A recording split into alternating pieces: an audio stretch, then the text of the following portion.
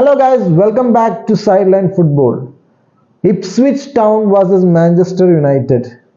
Manchester യുണൈറ്റഡിൽ Ruben Amorim ഇര start ചെയ്യുന്ന മാച്ചായിരുന്നു. യുണൈറ്റഡിന്റെ അവേ മാച്ചായിരുന്നു. സോ റൂബൻ അമോറിമിന്റെ കീഴിൽ യുണൈറ്റഡിന്റെ ആദ്യത്തെ മാച്ച് തന്നെ ഡ്രോയിലാണ് അവസാനിച്ചിരിക്കുന്നത്. 1-1 എന്ന സ്കോർ ലൈനിലാണ് കാര്യങ്ങൾ അവസാനിച്ചത്. സോ 3 പോയിന്റിന് യുണൈറ്റഡ് ഡിസേർവിംഗ് ആയിരുന്നു എന്ന് ചോദിച്ചു കഴിഞ്ഞാൽ അല്ല എന്ന് പറയേണ്ടി വരും. കുറച്ചും കൂടി എഡ്ജ് ഇപ്സ്വിച്ച് ടൗണിനാണ് മത്സരത്തിൽ ഉണ്ടായിരുന്നത്. സോ എല്ലാവരും കാത്തിരുന്നൊരു കാര്യമായിരുന്നു റൂബൻ അമോറിം എങ്ങനെയായിരിക്കും ടീമിനെ അണിനിരത്തുക എന്നുള്ളത്. അദ്ദേഹത്തിന്റെ ഇതിനു മുമ്പുണ്ടായ ക്ലബുകളുണ്ടായ 3-man ഡിഫൻസ് ഫോർമേഷൻ തന്നെയായിരിക്കും അദ്ദേഹം ഇംപ്ലിമെന്റ് ചെയ്യുക എന്നുള്ളതെല്ലാം, തുടക്കത്തിൽ തന്നെ ഇംപ്ലിമെന്റ് ചെയ്യുക എന്നുള്ളതെല്ലാം എല്ലാവരും കാത്തിരുന്നൊരു കാര്യമായിരുന്നു. എന്തായാലും 3-4-2-1 ഫോർമേഷനിൽ തന്നെയാണ് അദ്ദേഹം ടീമിനെ അണിനിരത്തിയിരുന്നത്.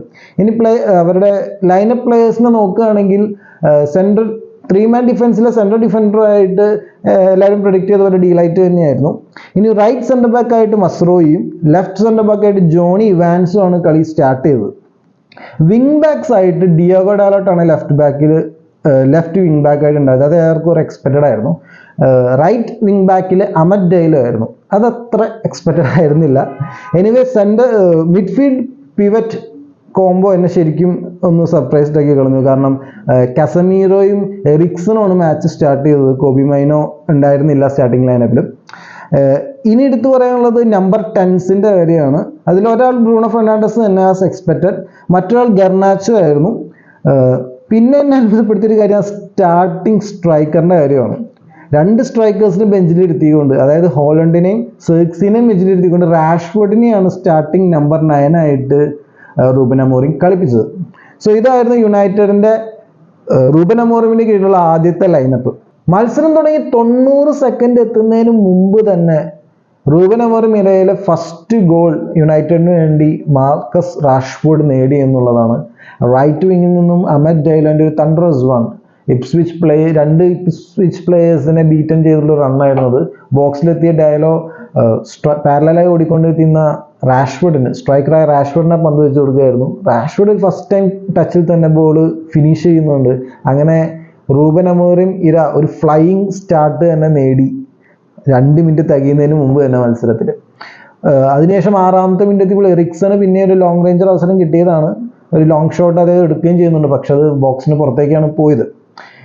എനിവേ ഇതുകൊണ്ടൊന്നും ഇപ്സ്വിച്ച് പ്ലേയേഴ്സ് അധികം ബാക്ക് ഔട്ട് ചെയ്തില്ല. അറ്റാക്കിംഗ് ത്രൂ ദ വിങ്സ് തന്നെയായിരുന്നു. ഒരു 4-2-3-1 ഫോർമേഷനിൽ ഇറങ്ങി അവരുടെയും ഒരു ഫസ്റ്റ് ഹാഫിലേക്കുള്ള ഒരു പ്ലേയിങ് സ്റ്റൈൽ എന്ന് പറഞ്ഞാൽ അറ്റാക്കിംഗ് ത്രൂ ദ വിങ്സ് തന്നെയായിരുന്നു.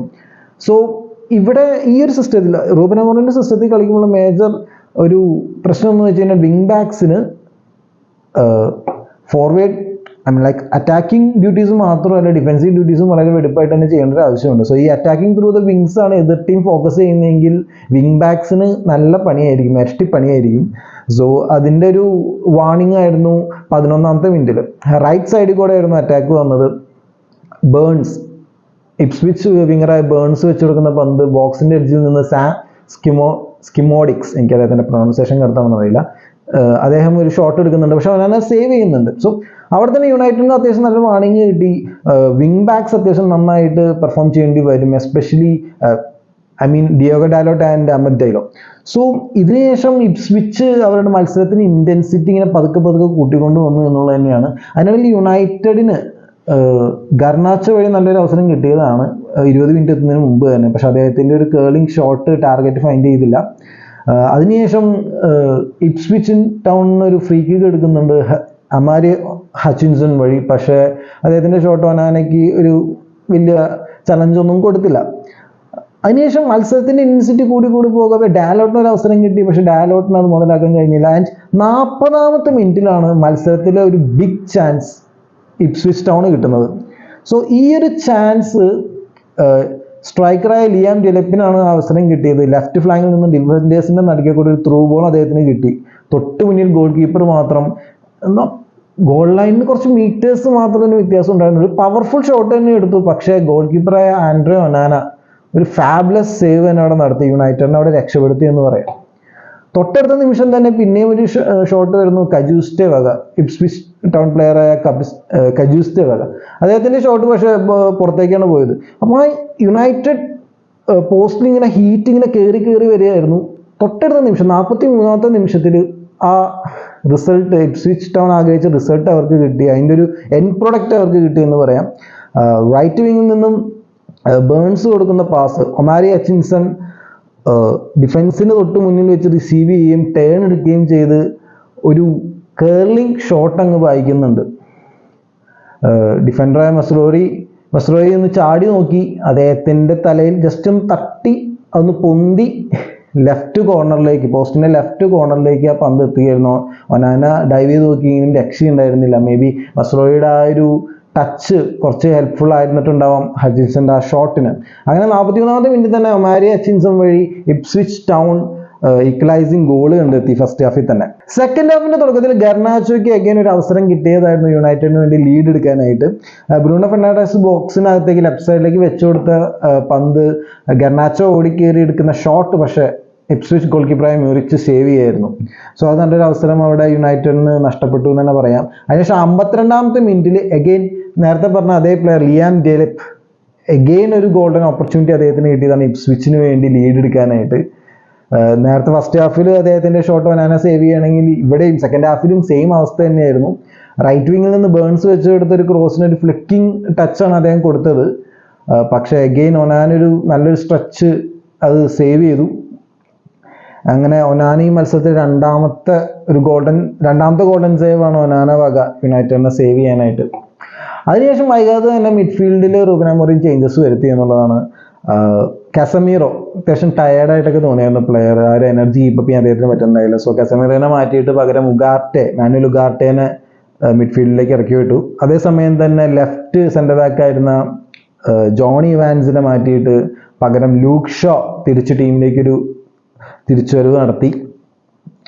സോ അങ്ങനെ മത്സരം മുന്നോട്ട് പോകുന്നുണ്ടെങ്കിലും എനിക്ക് തോന്നുന്നു മാനുവൽ ഉഗാർട്ടെ വന്നതിന് ശേഷം മിഡ്ഫീൽഡിൽ കുറച്ചും കൂടി പാസസ് ചെയ്ത് പൊസിഷൻ കീപ്പ് ചെയ്യാൻ യുണൈറ്റഡ് കുറച്ചും കൂടി ബെറ്റർ, ആ ഒരു കാര്യത്തിൽ യുണൈറ്റഡ് കുറച്ചും കൂടി ബെറ്റർ ആയി തുടങ്ങിയതാണ്. പക്ഷേ സ്റ്റിൽ എന്താ പറയുക, പാസസ് കുറേ കീപ്പ് ചെയ്യില്ല, എൻഡ് പ്രൊഡക്റ്റിലേക്ക് വരുമ്പോൾ അത് ഒരു മിസ് പാസിൽ അവസാനിക്കും എന്നുള്ളതാണ്. കുറച്ച് പാസുകൾ അത്യാവശ്യം നന്നായിട്ട് ഓൾറെഡി ഇപ്സ്വിച്ച് പ്ലേയേഴ്സ് അത്യാവശ്യം ഹൈ ഇൻറ്റൻസീവായിട്ട് പ്രഷറൈസ് ചെയ്യുന്നുണ്ടെങ്കിലും അതിൻ്റെ ഇടയിൽ കൂടെ പാസ്സൊക്കെ ചെയ്ത് അവസാനം ഒരു മിസ് പാസിൽ കൊണ്ട് അവസാനിക്കും. ഒരു അഡ്വാൻസ്ഡ് പാസ് കൊടുക്കുമ്പോൾ അത് മിസ് പാസിൽ അവസാനിക്കുന്ന ഒരു സിനാരിയോ ആയിരുന്നു പലപ്പോഴും കണ്ടിരുന്നത്. സോ എങ്ങനെയും അറ്റാക്കിംഗ് ഒന്ന് ഇംപ്രവൈസ് ചെയ്യണം എന്നുള്ള രീതിയിൽ 65 മിനിറ്റ് കഴിഞ്ഞപ്പോൾ റൂബൻ അമോറിം ഒരു ഡബിൾ ചേഞ്ച് അഗൈൻ നടത്തിയായിരുന്നു. അത് വളരെ കുറച്ചുകൂടി ക്യൂരിയസ് ആയിട്ടുള്ള ഒരു മൂവ് തന്നെയായിരുന്നു. കാരണം ബെഞ്ചിൽ ഇരുന്നിരുന്ന 2 സ്ട്രൈക്കേഴ്സിനെയും ഒരുമിച്ച് ഇറക്കി വിട്ട ഒരു അവസ്ഥയായിരുന്നു അത്. മാർക്കസ് റാഷ്ഫോർഡിനെയും അതേപോലെ തന്നെ മറ്റൊരു മിഡ്ഫീൽഡറായിരുന്ന എറിക്സനെയാണ് മാറ്റിയത്. അപ്പോൾ എന്താ സംഭവിച്ചതെന്ന് വെച്ച് കഴിഞ്ഞാൽ ഹോളണ്ടും സെർക്സിയും ഒരുമിച്ച് ഇറങ്ങി. സോ ഒരാൾ നമ്പർ 10 പൊസിഷനിലും മറ്റൊരാൾ സ്ട്രൈക്കിംഗ് റോളുമാണ് ഏറ്റെടുത്തത്. സോ ബ്രൂണോ ഫെർണാണ്ടസ് എറിക്സൺ പോയ ഗ്യാപ്പിലേക്ക് ആ ഒരു മിഡ്ഫീൽഡ് പിവറ്റിലേക്ക് ഇറങ്ങി കളിക്കുകയാണ് ചെയ്തത്. പക്ഷേ ഇതുകൊണ്ടൊന്നും ഒരു അത്രയ്ക്കൊരു അറ്റാക്കിംഗ് അഡ്വാൻസ്മെന്റ് ഒന്നും യുണൈറ്റഡിന്റെ വന്ന് കാണാൻ കഴിഞ്ഞില്ല. ഒരുപാട് ക്ലിയർ കട്ട് ചാൻസസും ഉണ്ടാക്കിയെടുക്കാൻ ആ ഒരു ചേഞ്ചിനും കാര്യമായിട്ട് കഴിഞ്ഞില്ല. ആകെ ഒരു 79ാമത്തെ മിനിറ്റിൽ ബ്രൂണോ ഫെർണാണ്ടസിനെ കിട്ടിയൊരു ഫ്രീ കിക്കാണ് പറയാൻ പറ്റുന്നത്. പക്ഷേ അദ്ദേഹത്തിന്റെ ഷോട്ട് പുറത്തേക്കാണ് പോയത്. അതിനുശേഷം മത്സരം അവസാനിക്കാറൊക്കെ ആകുമ്പോൾ 87 മിനിറ്റൊക്കെ ആയപ്പോഴേക്കും ഇപ്സ്വിച്ച് ടൗൺ അവരുടെ ഇന്റൻസീവ് ഗെയിം പുറത്തെടുത്ത് തുടങ്ങി. അപ്പോൾ 87ാമത്തെ മിനിറ്റിൽ അവർക്ക് നല്ലൊരു അവസരം കിട്ടിയായിരുന്നു. ചാപ്ലിന്റെ ഒരു ക്ലോസ് റേഞ്ച് ഷോട്ട് എന്ന് പറയാൻ പറ്റില്ല, വന്ന ക്ലോസിന് അദ്ദേഹം വെക്കുന്ന ഒരു ടച്ച് അത്ര പവർഫുൾ ആയിരുന്നില്ല. ബട്ട് സ്റ്റിൽ ഒനാന അത് സേവ് ചെയ്തു. സോ അങ്ങനെ മത്സരം പിന്നെ അവസാനിക്കാറായപ്പോൾ ആഡഡ് ടൈമിലേക്ക് പോയപ്പോൾ അമൻഡയുടെ വക ഒരു അറ്റംപ്റ്റ് ഉണ്ടായിരുന്നു. ബോക്സിലേക്ക് കട്ട് ചെയ്ത് കയറി ഒരു ഷോട്ട് എടുക്കാനുള്ള ശ്രമമായിരുന്നു. പക്ഷെ അത് ഡിഫൻഡർ തടയാണ് ചെയ്തത്. അങ്ങനെ പിന്നീട് മത്സരത്തിൽ വലിയ കാര്യമായിട്ട് വലിയ ചേഞ്ചസ് ഒന്നും ഉണ്ടായില്ല. 1-1 എന്നുള്ള സ്കോർ ലൈനിൽ തന്നെ മത്സരം അവസാനിച്ചു പോയി.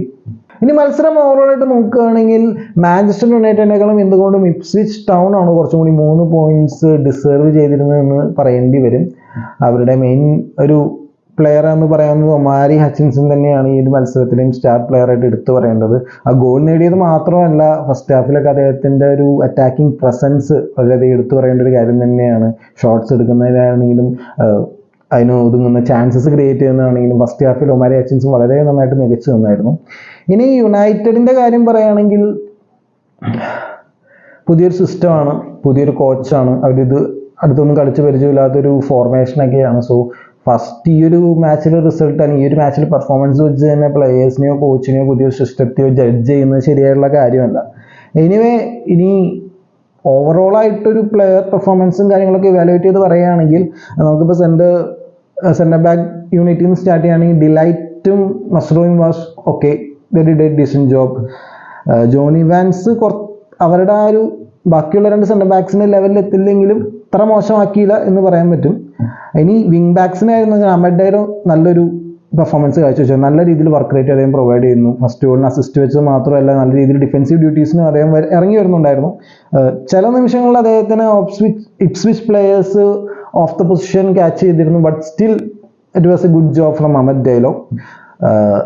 ലെഫ്റ്റ് വിങ് ബാക്കായ ഡിയോഗോ ഡാലോട്ട് അത്ര മികച്ചൊരു പെർഫോമൻസ് ആയിരുന്നില്ല. ഡിഫൻസീവ് ഡ്യൂട്ടിക്ക് വേണ്ടി അദ്ദേഹം ഒരുപാട് കഷ്ടപ്പെട്ട് ഇറങ്ങി വന്നതൊക്കെ ഓക്കെ, ബട്ട് ഫ്രണ്ടിലോട്ട് കയറി ഒരു അറ്റാക്കിംഗ് ത്രെറ്റ് പ്രൊവൈഡ് ചെയ്യാനൊരു അറ്റാക്കിംഗ് ഓപ്ഷൻസ് പ്രൊവൈഡ് ചെയ്യാൻ അദ്ദേഹം കാര്യമായിട്ട് ഈ മത്സരത്തിൽ സാധിച്ചില്ല എന്ന് പറയേണ്ടി വരും. So it was not a good game from Diogo Dalot. ഇനി മിഡ്ഫീൽഡ് പിവറ്റിന്റെ കാര്യം പറയുകയാണെങ്കിൽ അത് ഒരു നെഗറ്റീവ് ടേംസിൽ തന്നെ പറയേണ്ടി വരും. Due to lack of energy എന്ന് പറയുന്നത്, എസ്പെഷ്യലി കസമീരോ. ഈ ഒരു സിസ്റ്റത്തിൽ കളിക്കുമ്പോഴെല്ലാം കുറച്ചും കൂടി ഒരു എനർജി എക്സ്പെക്ട് ചെയ്യുന്നുണ്ട് കസമീരയുടെ ഭാഗത്തു നിന്നും. ഇത്രയും സീനിയർ ആയിട്ടുള്ള എക്സ്പീരിയൻസ്ഡ് പ്ലെയറുടെ ഭാഗത്തു നിന്നും നല്ല എനർജി കൊടുക്കേണ്ടതാണ് ടീമിന്. പക്ഷെ അദ്ദേഹത്തിന്റെ ഭാഗത്തു നിന്നൊന്നും കാണാൻ സാധിച്ചിരുന്നില്ല. ഫസ്റ്റ് ഹാഫ് കഴിയാറാകുമ്പോൾ തന്നെ ഏറെക്കുറെ ക്ഷീണിതനായിട്ടൊരു ഒരു കൈൻഡ് ഓഫ് പ്ലേ ആയിരുന്നു അദ്ദേഹത്തിന്. സോ സെക്കൻഡ് ഹാഫിൽ തന്നെ അദ്ദേഹത്തിന് അധികം വെച്ച് താമസിക്കാണ്ട് തന്നെ റൂബൻ അമോറിം സബ്സ്റ്റിറ്റ്യൂട്ട് ചെയ്യുകയും ചെയ്യുന്നുണ്ട്. Same goes for Eriksen also. അത്ര നല്ലൊരു ഇമ്പാക്ട്ഫുൾ ഗെയിമൊന്നും അദ്ദേഹത്തിന് പ്രൊവൈഡ് ചെയ്യാൻ കഴിഞ്ഞിരുന്നില്ല മിഡ്ഫീൽഡിൽ, എസ്പെഷ്യലി ഫസ്റ്റ് ഹാഫിലൊക്കെ. ഇനി നമ്പർ 10 കാര്യം പറയുകയാണെങ്കിൽ Bruno Fernandes okay, it was A എന്താ പറയുക, ബ്രൂണോ ഫെർണാണ്ടസിന്റെ ബെസ്റ്റ് ഗെയിം ആയിരുന്നില്ല. ബട്ട് എനിക്ക് തോന്നുന്നു അദ്ദേഹത്തിന് ഈ ഒരു സിസ്റ്റത്തിൽ ആ ഒരു പൊസിഷനിൽ അദ്ദേഹത്തിന് ഇമ്പ്രൂവ് ചെയ്യാനുള്ള നല്ല സ്പേസ് ഉണ്ടെന്ന് തന്നെ തോന്നുന്നുണ്ട്. So it was an okay game four Bruno Fernandes. Garnacho was എന്താ പറയുക, അവസരങ്ങൾ മുതലെടുക്കുക തന്നെ വേണം അദ്ദേഹം ആ ഒരു പൊസിഷനിൽ കളിക്കുമ്പോൾ. അത് അദ്ദേഹത്തിന്റെ ഭാഗത്തു നിന്ന് ഈ ഒരു മത്സരത്തിൽ കാര്യമായിട്ട് കണ്ടില്ല. സോ അതൊക്കെ യുണൈറ്റഡിന്റെ ഇങ്ങനത്തെ മത്സരങ്ങളിൽ അതിനൊക്കെ വലിയ വില കൊടുക്കേണ്ടി തന്നെ വരും. പിന്നെ പറയാനുള്ള സ്ട്രൈക്കിങ് കളിച്ച റാഷ്ഫോർഡിന്റെ കാര്യമാണ്. ഫസ്റ്റ് ഗോൾ നേടി അത്യാവശ്യം ഡീസൻ്റ് ആയിട്ട് പെർഫോമൻസ് തന്നെ അദ്ദേഹം സ്റ്റാർട്ട് ചെയ്തു. പക്ഷെ പിന്നീട് വലിയൊരു മേജർ ഇമ്പാക്റ്റ് അദ്ദേഹത്തിന്റെ ഭാഗത്ത് നിന്ന് കണ്ടില്ല. 2 സ്ട്രൈക്കേഴ്സിനെ ബെഞ്ചിലിരുത്തിയാണ് അദ്ദേഹത്തിന് നമ്പർ 9 പൊസിഷനിൽ ഇറക്കിയത്. സോ മേ ബി അദ്ദേഹത്തിന്റെ പെർഫോമൻസ് വീക്ക് ആവുകയാണെങ്കിൽ മറ്റുള്ള സ്ട്രൈക്കേഴ്സിന് അവസരം കൊടുക്കാനുള്ള സാധ്യത വളരെ കൂടുതലാണ്. ഇതിനുമുണ്ടായ എറിക് ടെൻ ഹാഗിന്റെ സിസ്റ്റം പോലെ ഏതെങ്കിലും സ്ഥലത്ത് കുത്തി കയറ്റാൻ അദ്ദേഹത്തിന് പറ്റില്ല റാഷ്ഫോർഡിനെ. സോ സ്ട്രൈക്കിംഗ് പൊസിഷനിലായിരിക്കും മേ ബി കോച്ച് അദ്ദേഹത്തിനെ റൂബൻ അമോറിം അദ്ദേഹത്തിനെ കണ്ടിട്ടുണ്ടാവുക. വിങ്ങർ എറിക് ടെൻ ഹാഗിന്റെ കീഴിൽ കളിച്ച പോലെ വിങ് പൊസിഷനിൽ കളിപ്പിക്കാൻ അദ്ദേഹം എന്തായാലും ശ്രമിക്കാൻ ചാൻസ് കുറവാണ്. കാരണം നമ്മളിപ്പോൾ കണ്ട പോലെ ഡയലോഗൊക്കെ നല്ല വർക്ക് റേറ്റ് കൊടുക്കേണ്ടി വന്നിട്ടുണ്ട് ആ വിങ് ബാക്ക് പൊസിഷനിലൊക്കെ. സോ ആ പൊസിഷനിലേക്കൊന്നും റാഷ്ഫോർഡിനെ കൺസിഡർ ചെയ്യാൻ ചാൻസ് ഇല്ല. സോ ഒരു അറ്റാക്കിംഗ് സ്ട്രൈക്കർ പൊസിഷനിലേക്ക് തന്നെയായിരിക്കും അദ്ദേഹത്തിനെ ഉദ്ദേശിക്കുന്ന റൂബൻ അമോറിം. സോ ആ ഒരു പൊസിഷനിൽ കുറച്ചും കൂടി നല്ലൊരു പ്രസൻസ് അദ്ദേഹത്തിന് കൊടുക്കേണ്ടി വരും എന്ന് തന്നെയാണ് തോന്നുന്നത്. എനിവേ ഇന്നത്തെ ഒരു അത്യാവശ്യം കുഴപ്പമില്ലാത്ത മാച്ച് തന്നെയാണ്. അദ്ദേഹത്തിന് ഗോളൊക്കെ നേടാൻ കഴിഞ്ഞു. So it was a good game four Rashford എന്ന് വേണമെങ്കിൽ കൺസിഡർ ചെയ്യാം. ഇനി മത്സരത്തിന് ടോട്ടലായിട്ട് ഒറ്റ വാക്കിൽ പറയുകയാണെന്ന് പറഞ്ഞാൽ ഒനാനയുടെ സേവുകൾ തന്നെയാണ് മത്സരത്തിന് യുണൈറ്റഡിനെ സേവ് ചെയ്തത്. 1 പോയിന്റെങ്കിലും യുണൈറ്റഡിന് കിട്ടിയത് ഒനാനയുടെ സേവ്സ് തന്നെയാണ്. So Onana was A great job in this match. So Reuben Amorim അത്ര മോശമല്ലാത്ത എന്നാൽ അത്ര വലിയ ഗാംഭീര്യം ഇല്ലാത്ത ഒരു സ്റ്റാർട്ടിലേക്കാണ് കടന്നു വന്നിരിക്കുന്നത്. ഫസ്റ്റ് മാച്ചാണ്, ഓഫ് കോഴ്സ് ഒരു അവേ മാച്ച് തന്നെയാണ്. And Ipswich was playing A high intensity game. So എന്തായാലും കോച്ചിൻ്റെ കീഴിലുള്ള ഇനി വരുന്ന മത്സരങ്ങളിൽ യുണൈറ്റഡ് അവരുടെ പുതിയ സിസ്റ്റത്തിൽ ഡെവലപ്പായി വരട്ടെ എന്ന് തന്നെ നമുക്ക് നോക്കാം, എന്ന് തന്നെ നമുക്ക് പ്രതീക്ഷിക്കാം. എനിവേ നിങ്ങൾക്ക് ഈ വീഡിയോ ഇഷ്ടപ്പെട്ടെങ്കിൽ ഒന്ന് ലൈക്ക് ചെയ്യുക. അതേപോലെ നിങ്ങൾക്ക് ഈ മത്സരത്തെക്കുറിച്ചുള്ള അഭിപ്രായങ്ങളെല്ലാം താഴെ കമൻറ്റ് സെക്ഷനിൽ രേഖപ്പെടുത്താവുന്നതാണ്. യുണൈറ്റഡിൻ്റെ പുതിയ സിസ്റ്റത്തിൽ പ്ലേയേഴ്സ് എങ്ങനെയുണ്ട്, ഈ പ്ലേയേഴ്സ് പെർഫോമൻസ് മതിയാകുമോ, അതർവൈസ് മറ്റ് എറിക് ടെൻ ഹാഗിന് കീഴിൽ വന്ന പ്ലേയേഴ്സിനെ മാറ്റി പുതിയ പ്ലേയേഴ്സിനെ അധികമായി കൊണ്ടുവരേണ്ടതുണ്ട് എന്നുള്ള കാര്യങ്ങളൊക്കെ നിങ്ങൾക്ക് താഴെ കമൻറ്റ് സെക്ഷനിൽ രേഖപ്പെടുത്താവുന്നതാണ്. അതേപോലെ നിങ്ങൾ ഈ ചാനൽ ഇതുവരെ സബ്സ്ക്രൈബ് ചെയ്തിട്ടില്ലെങ്കിൽ സബ്സ്ക്രൈബ് ചെയ്ത് ചാനലിനെ സപ്പോർട്ട് ചെയ്യുക. കാരണം നമ്മുടെ ചാനൽ ഇങ്ങനെ ഗ്രോ ആയിക്കൊണ്ടിരിക്കുകയാണ്. അപ്പോൾ നിങ്ങളുടെ സപ്പോർട്ട് നമുക്ക് വളരെയധികം അത്യാവശ്യമുള്ള ഒരു കാര്യമാണ്. സോ സബ്സ്ക്രൈബ് ചെയ്തിട്ടില്ലെങ്കിൽ ഒന്ന് സബ്സ്ക്രൈബ് ചെയ്യുക. അതേപോലെ നിങ്ങളുടെ മറ്റുള്ള ഫുട്ബോൾ ഫ്രണ്ട്സിനെല്ലാം ഈ വീഡിയോ ഒന്ന് ഷെയർ ചെയ്യുക. സോ നമുക്ക് നമ്മുടെ ടാർഗറ്റഡ് ഓഡിയൻസിലേക്ക് സൈഡ് ലൈൻ ഫുട്ബോളിന് റീച്ച് ചെയ്യാൻ കഴിയും കുറച്ചുകൂടി ബെറ്റർ ആയിട്ട്. And finally thank you for watching this video and have A nice day.